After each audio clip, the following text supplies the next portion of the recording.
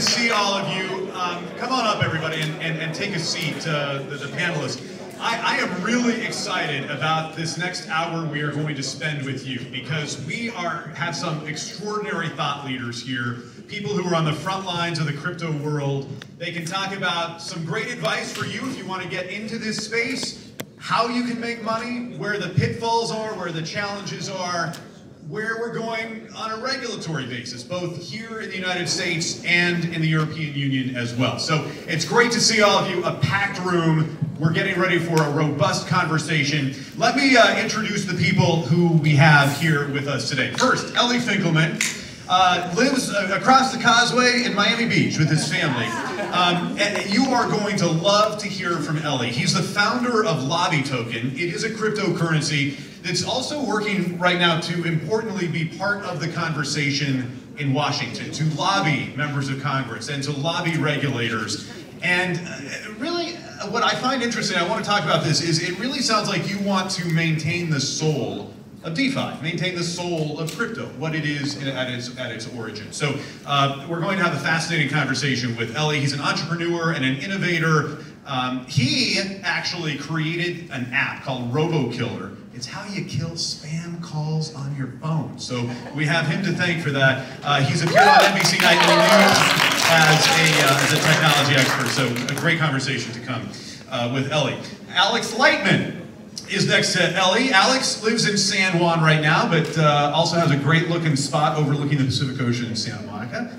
You're gonna love hearing Alex's story, because he is buying a beautiful new home, a condo in San Juan, using crypto. Bedrooms. 9 bedrooms. 9 bedrooms. Sorry, a 9-bedroom palace in San Juan with crypto. Alex has been an advisor to dozens of crypto projects, authored 20 crypto papers, 50 keynotes around the world. He's on the board of Tingo, which is Africa's leading Afro fintech with 10 million customers. He's the board chair designate at Coinfield. That's an A-rated crypto exchange. He's also chairman of Economy. Did I get that right? Economy. Okay. It's a utility token now in pre-sale.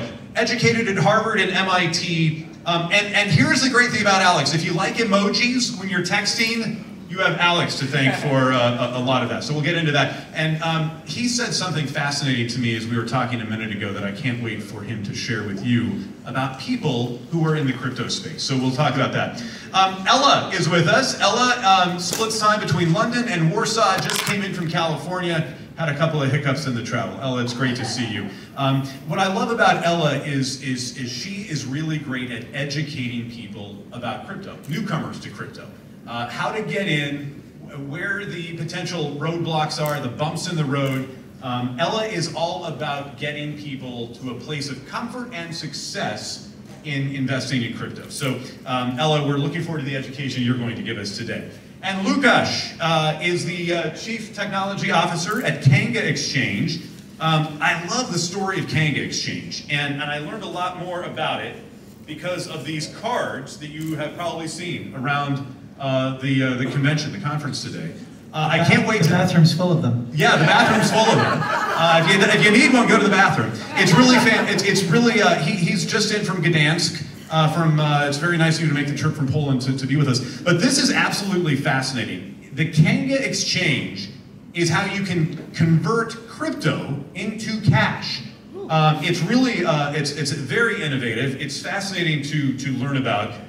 You have lots of experience in blockchain and cryptocurrency technology, and as I say, you're educated in Gdansk, and you were visiting from Gdansk.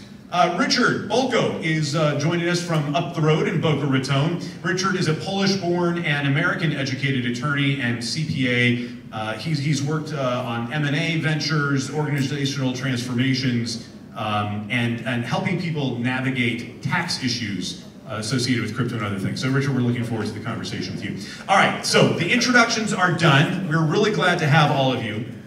And Ellie, I'd like to begin with you. So what is, for people who are interested in dipping their toe in this, and they haven't already, what's the real-time view of crypto? And where are we, those of us who are taking in what we see around in the world around us, see there are lots of ups and downs. So where are we with crypto right now?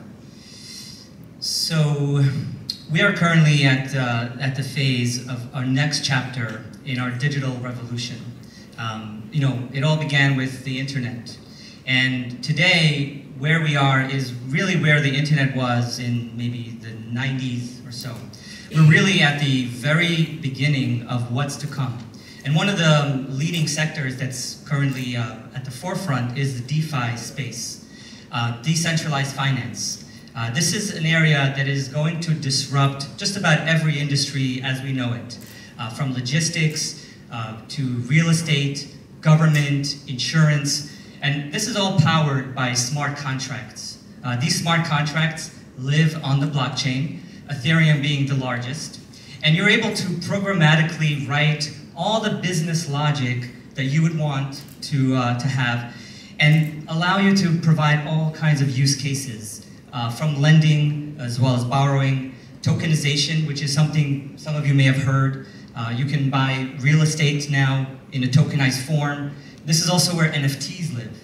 And again, these are all smart contracts that allow us to kind of propel to the next frontier that we are entering. And we're going to talk about the regulatory environment, lobby, and all of what you're about with lobby, because it's absolutely fascinating. We're going to get to that. Ella, I want to go to you, because we have some people here who are uninitiated in investing in crypto, the very people you consult with. Tell us, what is the most important thing for people to know? I've met some of them here today who want to get into crypto, but they have questions and concerns about it. So I would say the main thing is education. Because if someone comes to this market without any awareness, just like I'm quite a newbie because I'm in the crypto market only for 2 years. And when I joined crypto market, I was only like interested in making money. After a very short period of time, I changed it. I realized that there's a future and there is lots of challenges through the thing. People who are coming to the market, they are not even aware of how many ways of getting income through the trading, buying on the spot, decentralized exchanges. There's lots of knowledge, and even when I spoke to people attending on this event, or even when I've been on an expo in Dubai, people are not sure what they are going to do. They are buying because everyone buys, and then when there is a correction on the market, they don't have a clue. And because I've been involved in education from such a long time, I've been promoting higher education through UK. I've been working with like 100 universities to actually encourage people to educate themselves. So now I do the same thing with crypto. To people who are really small investors, to people who've got the businesses and they want to divert their portfolio to crypto, just to get them basic knowledge step by step, because even from the power speech which Łukasz said before, it was amazing, but lots of it was like kind of Bitcoin language which is not familiar to people who are not in this market. So I'm like really showing people basics, and when they have it like step by step, it's much easier, and they kind of get to know there is a future, and that's something which it's really good to be in, but to be aware of this market. Not just to think that it's making money, but the future. Like Ellie said, I think that's the same. 90s last century, internet, we are in the same thing with Bitcoin right now. Okay, so get educated. That's the first thing you need to do if you're interested in going down the crypto path and investing in crypto. Get educated. You also share with your clients who you're educating the need to understand the ups and the downs, and to not be scared, you say. Psychology and to have a strategy is very important, because if you don't have a strategy when you come into the crypto market, when you are not ready to make a loss, to have a loss, or to make it, you are just thinking to be a, Lambo tomorrow, kind of thing. Anyway, I bought NFT Lambos on the whitelist, so I've got my Lambo plus NFT. But that's the thing, people are not prepared to, there's lots of hype over the internet. Here we can make money out of crypto, and they are just buying without the strategy. They are not happy with small percentages every day. Some people need to, some people are happy with high risk and they are completely fine with it. I'm one of them. But some people, they want a little bit of like just a stable investment to be in this market, not to miss out, but to be safe.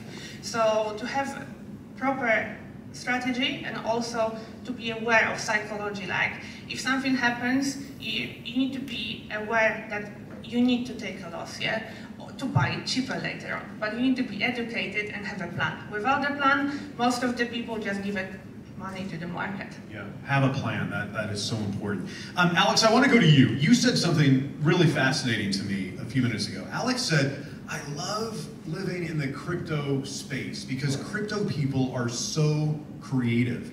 You feed off that. There's something about the energy. You could be talking about something unrelated to crypto, but the people in the crypto space feed you. Sure. I got into crypto because I bought Bitcoin, but people were so filled with fear that they made me sick of it, and I sold it so I wouldn't keep being fear spammed by my personal trainer and all these other people. And Brock Pierce bought a painting from me in cash, but then he refused to pay me cash. He would only pay me in crypto. So he made me set up an account because he was doing me a favor, a big favor. And the painting he purchased was of a unicorn and him proposing to his current wife, and he paid me 16 Bitcoin. And 16 Bitcoin, you know, was worth about $1 million. So that's one story.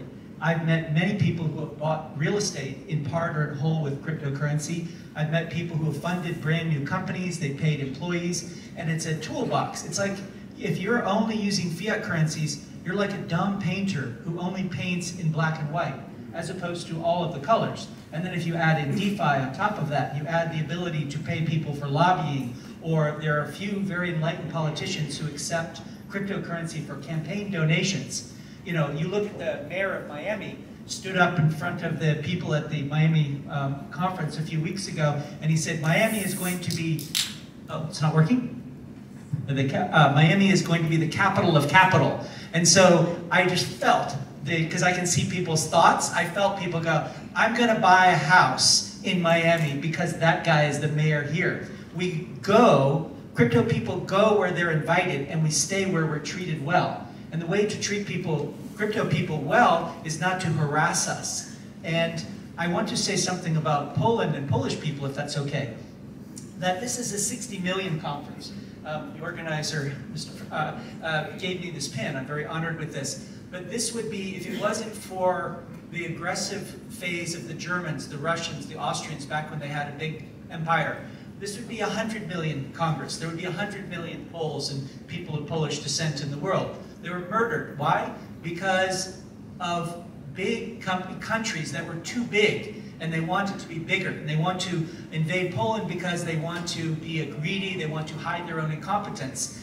And there's this golden age for Poland right now, but I give talks on this, I get paid talks on this. By the early 2030s, Russia will be out of this selling oil and gas business. It won't be a good business anymore. And what else do they have to sell? And China's going to grab 1/3 of Russia, so they're going to look west again. The most intelligent thing that Polish people can do right now is to be the champions of decentralized assets, decentralized currency, decentralized digital commodities, decentralized crypto derivatives, decentralized crypto advertising and lobbying and all of these things, because you depower the banks. And all banks, I mean, all wars are bankers' wars. Who can go and fund a massive invasion of other countries without the bankers loaning the money and giving good credit ratings and all that stuff? And bankers are able to play both sides against each other. So if you want to save the lives of your children, grandchildren, great-grandchildren in Poland, here and around the world, you will support these. They're not really just currencies. What most people don't know about crypto is what all crypto assets have in common is that they are internet protocols. So this idea of the insane Communist Party in China is that you're going to ban crypto. Can you ban software? Can you ban telecommunications? That's packetized communication? You can't. And the fact that China has tried not once, but 7 times to ban cryptocurrencies in the country and failed should show that this thing is stronger than governments. It's stronger than political parties. It's stronger than any other kind of force. And in Poland, you have very humble, very warm people. And I would say, well, why do you care about Poland? I've been to 90 countries in my life. I've spent about 9 years traveling. And Poland is the only country that I visited where I have been unable to stay in a hotel or an Airbnb, because when I go there, strangers say, please, come to my home, be my guest, if I have food. And I first went to Poland, to Gdańsk, Gdynia, and Sopot, looking to bring tuna, because there was a Warsaw Pact troops outside of Poland, and John Hinckley shot Ronald Reagan, and I wanted to meet Lech Wałęsa and see what he had to say. And so I basically just walked around Poland saying, can you introduce me to Lech Wałęsa, until I met him. And every place I went, Polish people let me come to their home. And everywhere I went, they would feed me, even if they had one egg, they would feed me that egg. And they wouldn't accept any of my tuna in my backpack. It was hurting my shoulder, so I had to hide it in the cupboard because they wouldn't accept it. Now, why am I telling you this? Because this is what makes great cryptocurrency, is a community. The underlying value of cryptocurrency is Metcalfe's law, M-E-T-C-A-L-F-E, Metcalfe's law, which says that for every n number of users in this network that are richly interconnected, the value increases by n squared. If you made a Polonia crypto asset and you gave it to all Polish people, you did an airdrop, gave it to all Polish people, that would have a big value because you are one of the most amazing, wonderful communities in the world. People who can make good communities and are warm and are not oppressors will thrive in the world of the future. They'll have big families. Catholicism helps with that. And I'm a Catholic. And they will grow, and those people who have bad karma and try to crush people and are bad at making community will be failures in the future, and they'll have a fertility rate and they'll go extinct. And so, to me, the Polish people are one of the ones who will thrive in the world. They say the meek will inherit the world. Well, Polish people will inherit the world if you use crypto assets. So crypto's... Alex, I like where you're going. Crypto is a community. But Ellie, let's talk about, within the context of a community, crypto being a community, there's also regulatory agencies in this country flexing their muscle. You're on the front lines of that. Your idea, the whole idea behind Lobby Token, is to not only have a form of cryptocurrency, but to also bring people in the crypto world together at the table to have a productive conversation with the regulators, so you can essentially have a voice in what happens in the future. So where does that stand in the context of this community? Where are your efforts? Where do they stand in Washington right now? So it aligns very much with what Alex is saying about community. We are really representing the community. Right now, all the large banks and institutions are hiring lobbying firms to lobby for their interests. There isn't anyone right now lobbying for the general public's interest, the innovators. Even the actual regulators themselves, there's a disconnect that's happening right now. So what Lobby attempts to do is to really bridge that gap and become a conduit between the regulators and the general public and innovators. So as we develop all of these next emerging technologies, we want to have those conversations so that we can educate not only the general public, but the regulators. And that's been actually one of the biggest challenges right now, not just for the states, but really around the world, on educating the people in charge on what this is. And of course, we hope to do that with our community and the approach that we're taking. Łukasz, tell us about the regulatory environment in Europe for people here who want to be involved with cryptocurrency in Poland. Yeah, as you heard, we have a Kanga exchange. We run the cryptocurrency, which is a cryptocurrency exchange which is operated globally. So we've got a lot of challenges related to the regulators, especially when we opened over 300 physical points, I think in 10 countries or even more. And we have to meet all the requirements. We had to find the legal solutions. And yeah, we can say that in Europe, it's a little strange because we call it European Union, and it has nothing connected or related to the Union. Every country is doing their own job. It's like that. And what we see is that regulators, first, that's true, they don't understand. They don't understand and they fear, but they are saying we want to regulate the market because we want to protect the people. We want to do this for you. And on the end, what we have is that the legit business got a huge problem to operate. The scammers can operate as always, and the people are losing money because they don't know what they are doing. And yeah, the question is why regulators focused on regulations, not education. Because as I really agree, the education is really the most important thing. Because when you are educated, you've got the knowledge, and I would even say that with the knowledge, you've got the freedom. Because crypto is a freedom. Freedom which we, I think we lost in at least 76 when we lost a gold standard. This is what happened with the crypto, especially with the Bitcoin. We could say it's coming back to the roots. And this is why I think also you cannot ban crypto, you cannot delete it, because we could see that when there is a product which people want, which people need to have, there's always a possibility to achieve this. We could say the prohibition. Yeah, they tried to stop alcohol, and yeah, we know that it wasn't stopped. Yeah, the alcohol was available everywhere. And the same will be with the crypto. When the government will try to ban crypto, then the people will find the solution how they can use the crypto, for sure. Because crypto solves a real problem.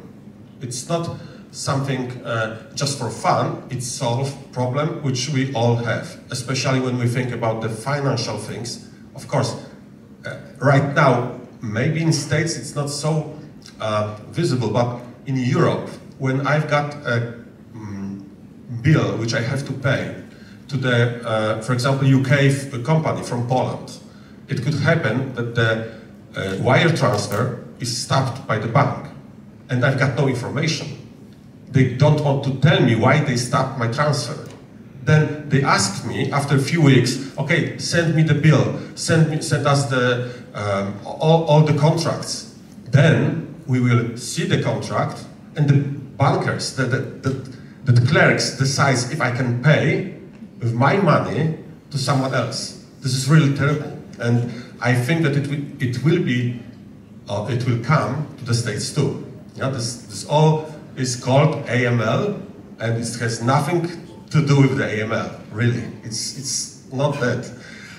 So the regulators are really afraid, and every country in Europe is trying to do their own job. But yeah, this is a window of opportunity right now. I really think that this is what Sławek was telling a few hours ago, that when one country in Europe said, we are crypto-friendly, they have nothing. They just said, we will build a crypto-friendly law. Then immediately, really, in a few weeks, they've got, I think, thousands of new companies which were coming around the world. Malta, this is that country, they were so surprised that they failed, because they couldn't provide service. I remember that when we were on the beginning, the race for the lawyers, by the way, were, let's say, 100. After 2 weeks, it was 500 per hour, and after again 2 weeks, it was 1,000 per hour. So really, it's opportunity for you.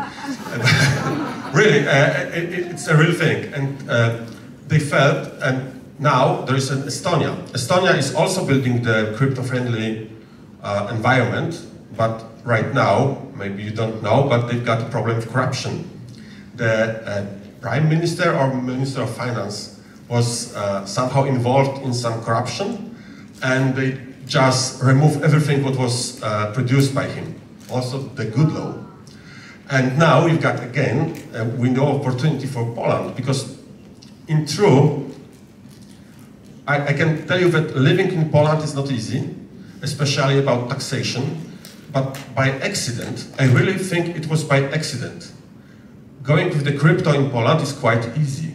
You don't need any license, you don't need any extra papers or whatever. You can trade or buy or sell crypto as a company right now. This is not a problem. So in other countries, like in Germany, you need a license. In UK, you need a license, which is really a terrible thing. And in France, the same. In Italy, the same. So really, it looks like that in Poland, it's quite easy. And again, if you know any politician, tell them it's a huge huge opportunity to build a crypto-friendly law. And yeah, it could be that millions of dollars, or let's say thousands of companies which are related to crypto, why they don't have the headquarters in Warsaw, Gdańsk, or other city? They could have. I would like to invite them. It would be great. Yeah. Opportunity there in Poland. Richard, I want to go to you because you want to talk about opportunity when it comes to taxes with crypto here in the US. Sure. You guide people on that, taxation with crypto in the US. What are the opportunities for investors here? There's actually quite a bit. I wanted to talk a little bit about the regulatory in Florida specifically, but let's. I like the way we're going into the taxes, because there is quite a bit of tax opportunities here, not just in Florida but in the States. Our firm deals quite a bit with international investors, many Polish investors who are coming in for either visa purposes or coming in for to move some of their operations into the US. So it's been very, very interesting seeing the new wave of folks coming in or asking about the crypto opportunities. One great, and not defending government, but IRS has made it fairly easy for crypto strategies, crypto tax strategies, because they did identify it as a property, which makes it very, very easy passing on into various strategies that are making sense today.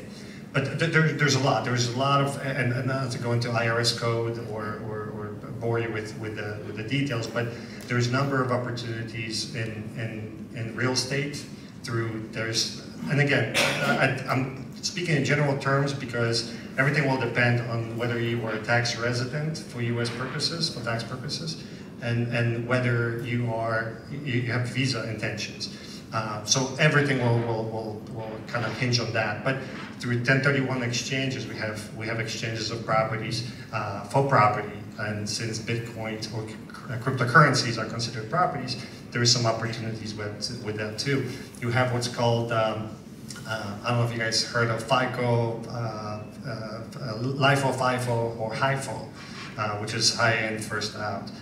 That's a great opportunity to minimize taxes. There is regional underprivileged areas that have been identified in the U.S. that you can invest as an investor, minimizing your taxes. There is have a few lending. It's a huge opportunity for tax savings.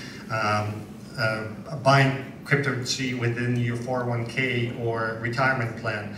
There is nearshore, offshore, in U.S. various IRAs that you can open, not just from tax strategies, but also from our firm handles also asset protection. So it's funny we talked about Malta because it is a big opportunity for crypto folks, and again, not just from tax perspective, but also from asset protection. We have Puerto Rico, just 2-hour flight, where you can have very favorable capital gain taxation, and all these no capital gains, no dividend, no interest, no FATCA reporting, and no need to even record your crypto transactions.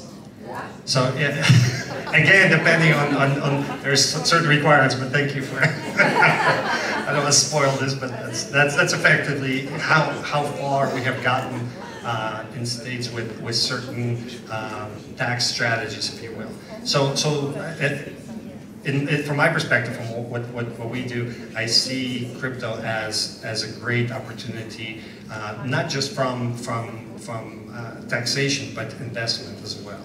There's quite a bit of that, and with a favorable, if you're willing, and you are flexible, there's great opportunities from tax strategies. So. That's very enlightening and great to know. Alex, let's go to you as the supporter and cheerleader of life in Puerto Rico. It sounds like a great thing you've got going on there. But you also want to talk about real world problems that crypto could solve. Something you talk about. Explain what kinds of real world problems crypto is solving. Our time is limited, but I could take any real world problem. I've advised 40 governments. I've worked for the chief scientist of NATO. all and written transition plans. So there is no big problem that I could tell you how to apply crypto to, but I'll focus on the one that I'm working on.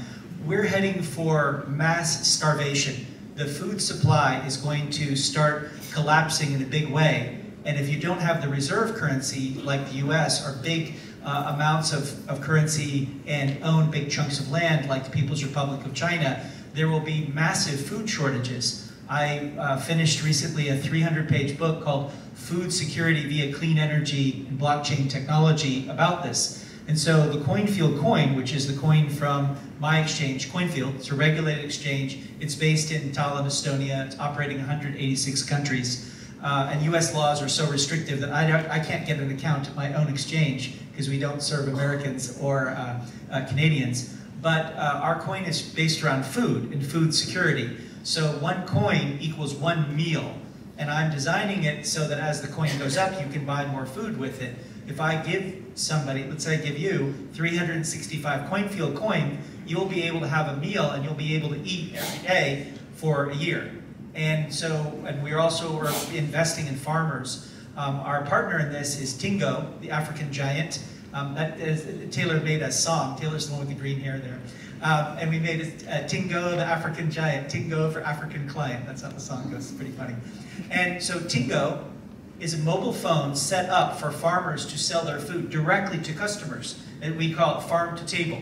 So in Nigeria, the average meal is about 1 day old. In America, the average meal is 5 or 6 months old. And if you saw what happened with COVID, we've had over 800,000 people die in the United States of COVID.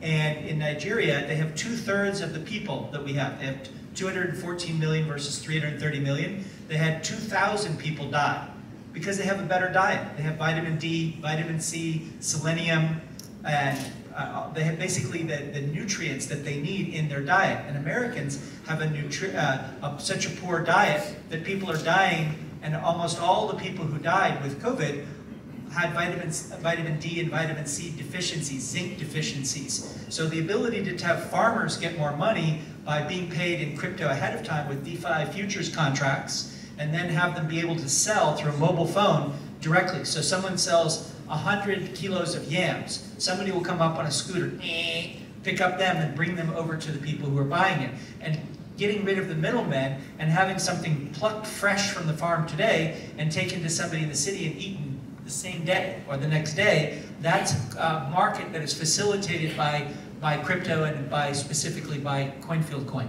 That's one example. That's fascinating. And staying on that theme, Ellie, you are on the front lines of understanding what kinds of innovations and products could come out of this crypto space. Explain to us what you're seeing as you're looking on this horizon of new exciting innovations resulting from crypto. So right now we are kind of in the very early phases of kind of trial and error. We're seeing mostly the DeFi applications are for the sake of you're earning a yield, swapping tokens. So you can have one token swapping for another token.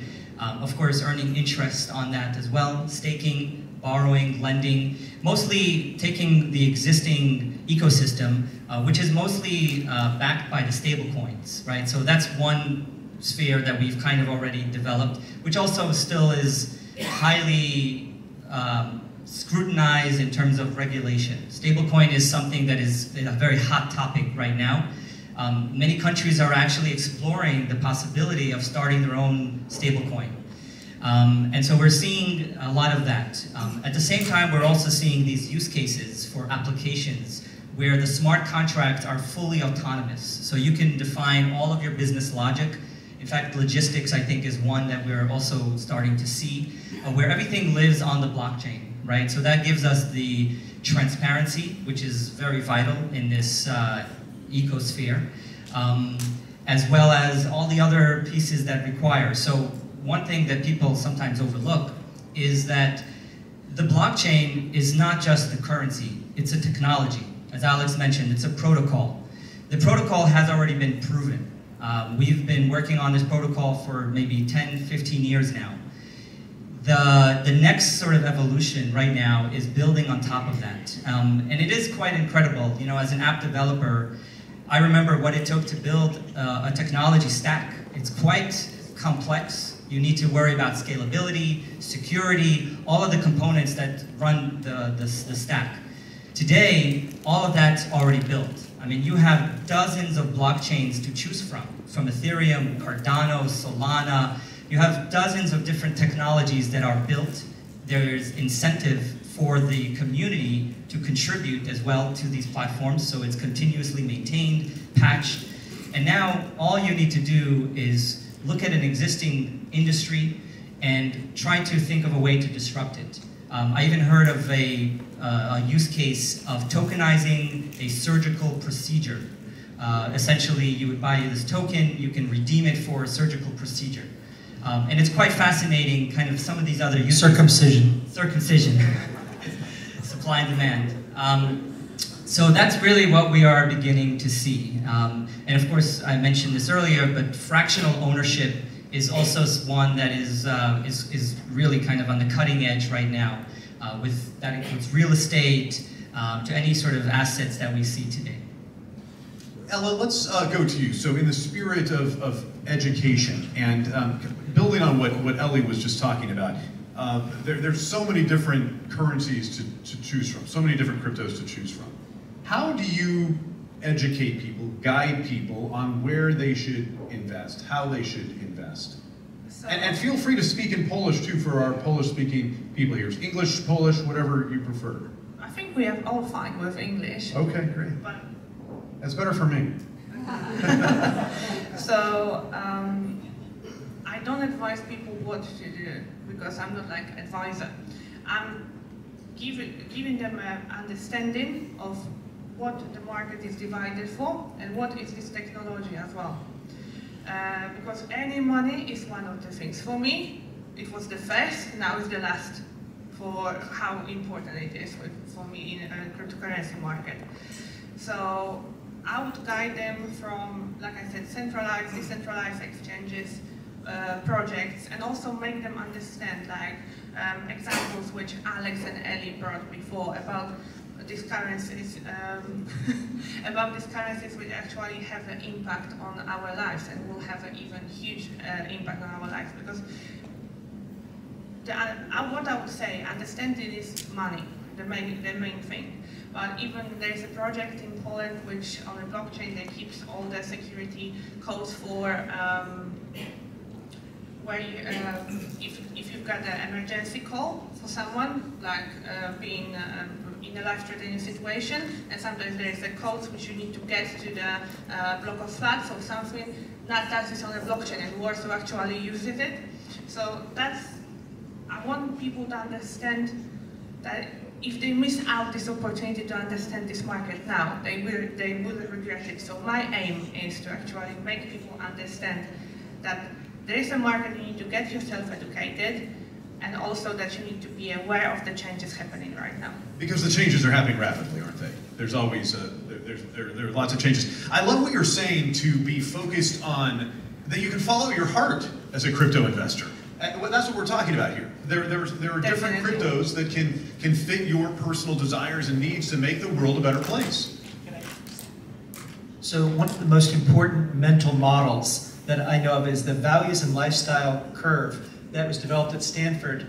So if you look at the eventual 100% of people who adopt a product, the first 1% is the innovators, the next 2% is the early adopters. Then there's the chasm, where the guys who want to be first are done. And then you wait, and then you have the bowling alley, and then you have early adopters, late adopters, and the laggards. And so that's values and lifestyle. The company before CoinField I started was Kimoji, and Kimoji makes values and lifestyle keyboards. So if you're a fan of Real Madrid or Tottenham Hotspur, or many different football or hockey teams, you can have a keyboard that is above all the other apps that does that. And the thing with crypto is it allows you to have an alignment. Are you more on the left? Are you more on the right? Are you Catholic? Or do you care about feeding people? Do you care about having clothes? Do you care about art? And you can have your purchasing power empower that. But also, the real thing that I would say is, let me just ask one quick question.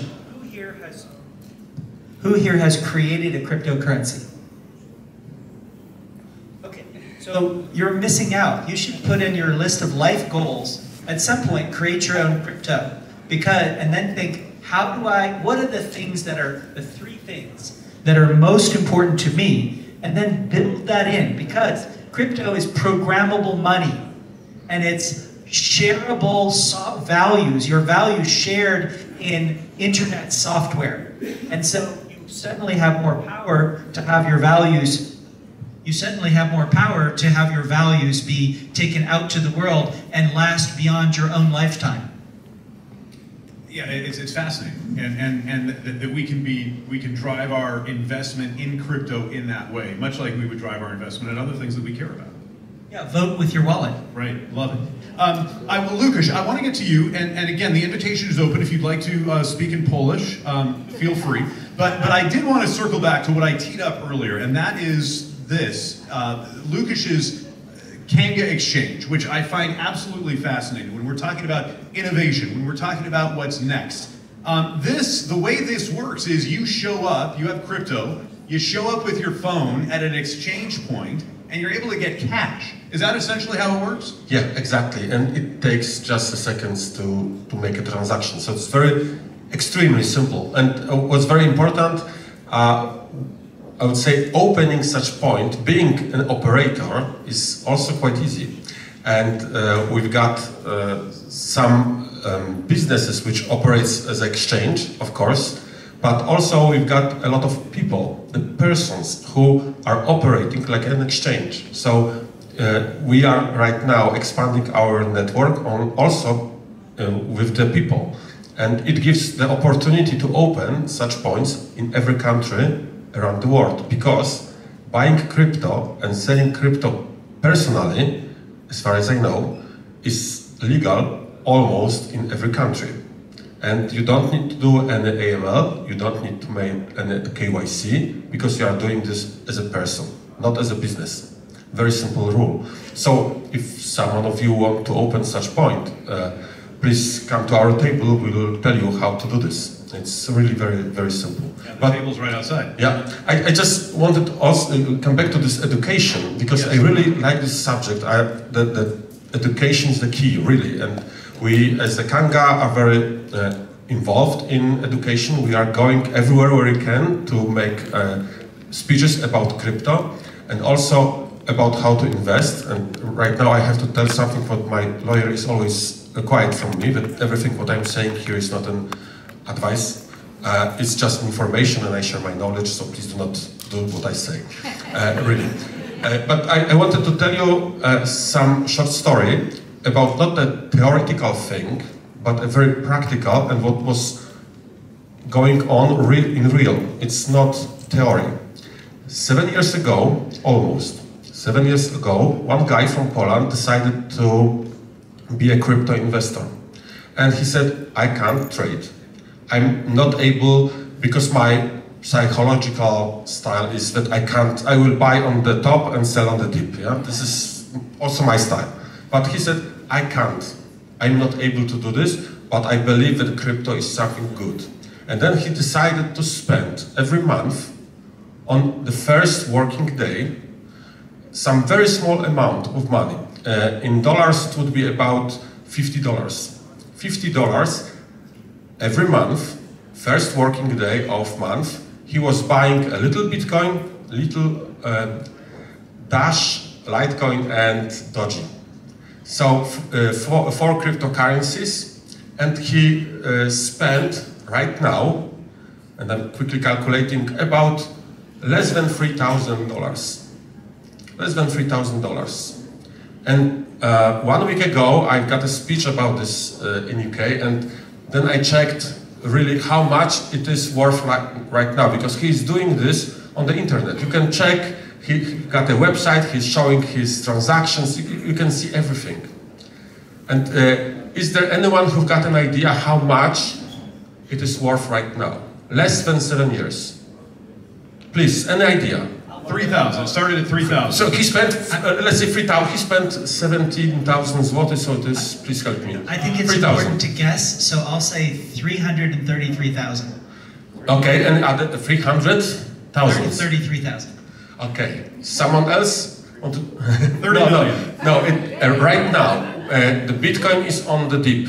The Bitcoin is low and it is worth about $300,000.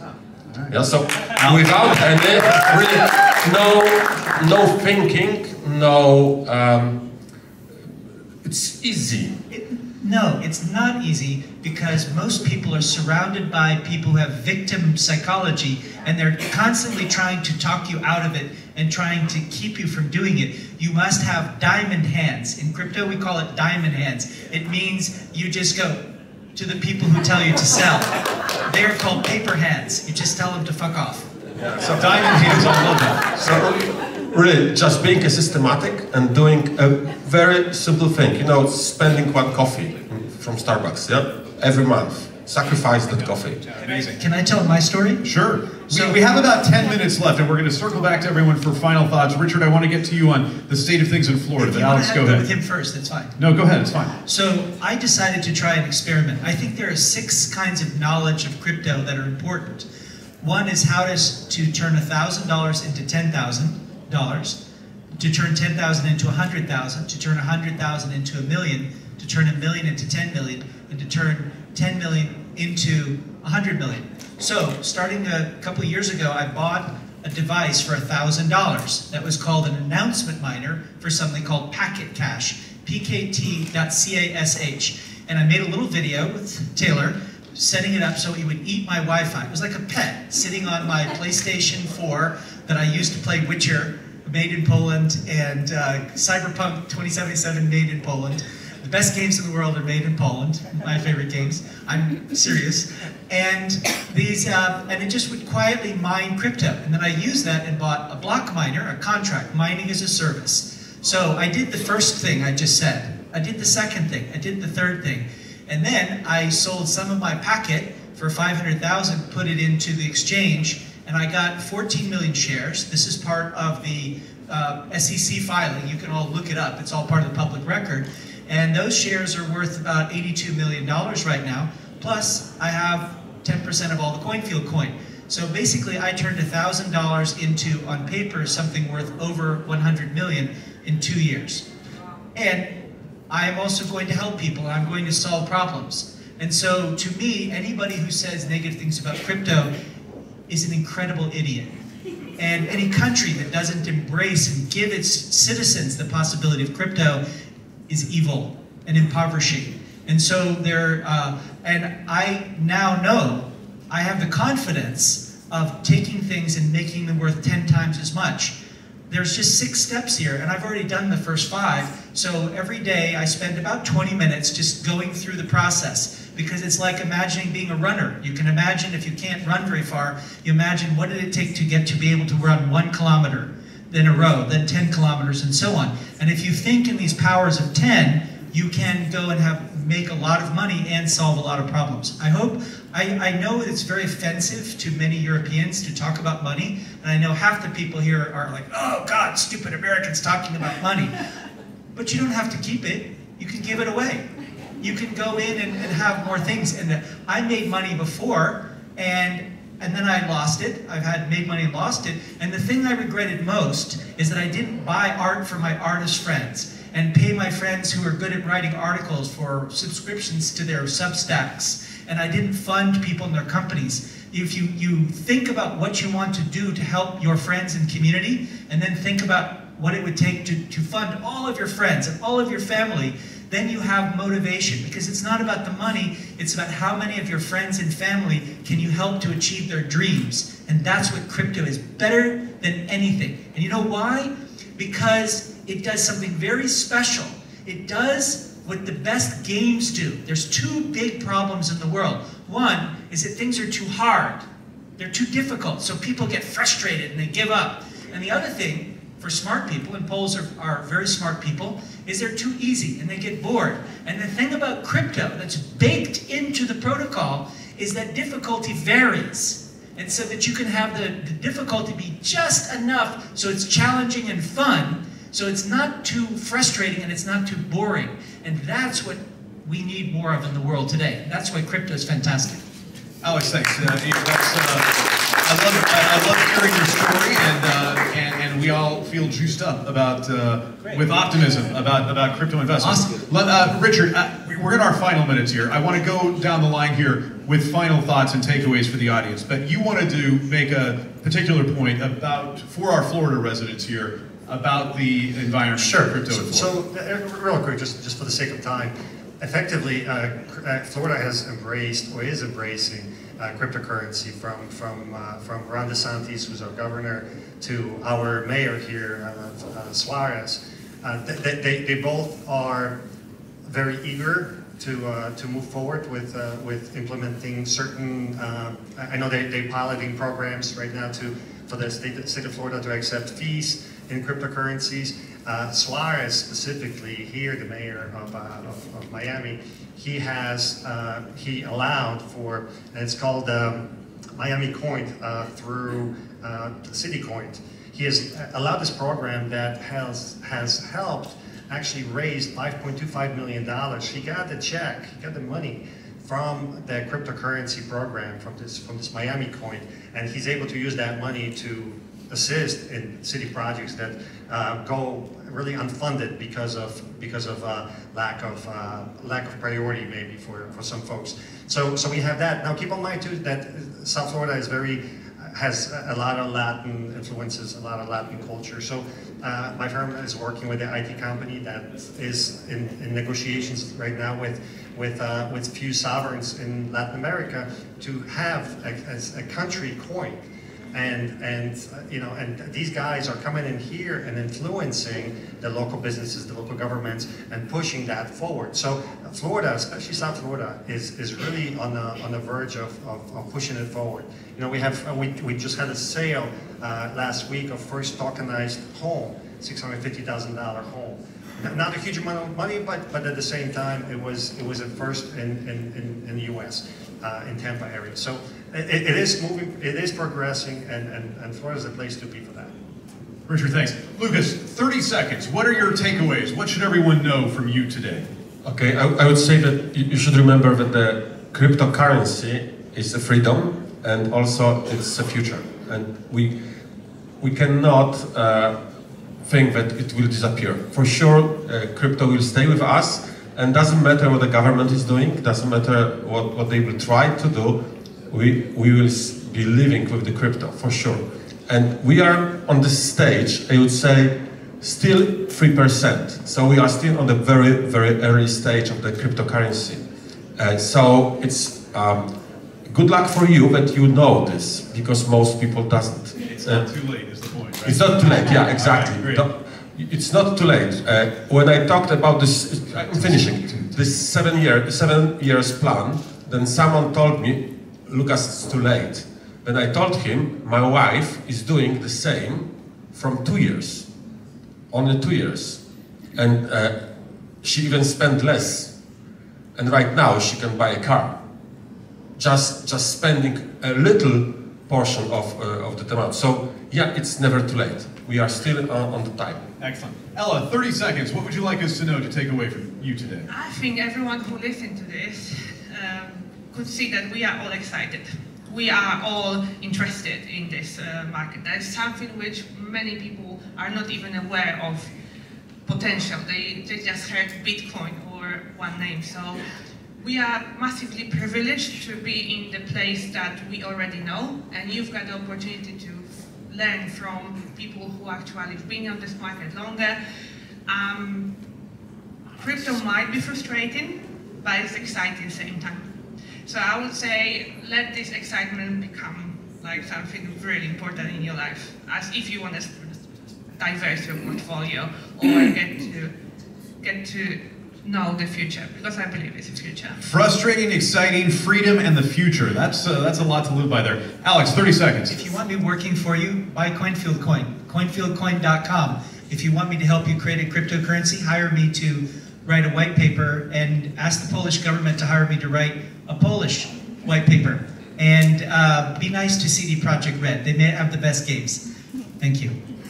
Ellie, how about you? 30 seconds from the lobby perspective. So, you know, everything here that we talked about, in order for it to come to fruition, there needs to be collaboration with government and the innovators. And what we're hoping to do with Lobby Token is to advocate for both of those segments, to really be that bridge that can help us close that gap and allow us to do some of the things that we're talking about here in the States and around the world.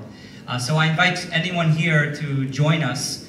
We have a DAO, which allows us to now vote. We have our guiding principles, which is how we are going to pursue this. And we're very excited about what's to come. Excellent. Thank you, all of you. Fantastic panel, very dynamic. Thank you. Thanks to all of you. I just want to point out that Lucas has his Kanga table in the lobby. Ellie has the lobby table in the lobby. So feel free to, these are amazing thought leaders in this space. So if you have any questions, pull them aside. I'm sure they'd be happy to talk to you. Big round of applause for the crypto panel.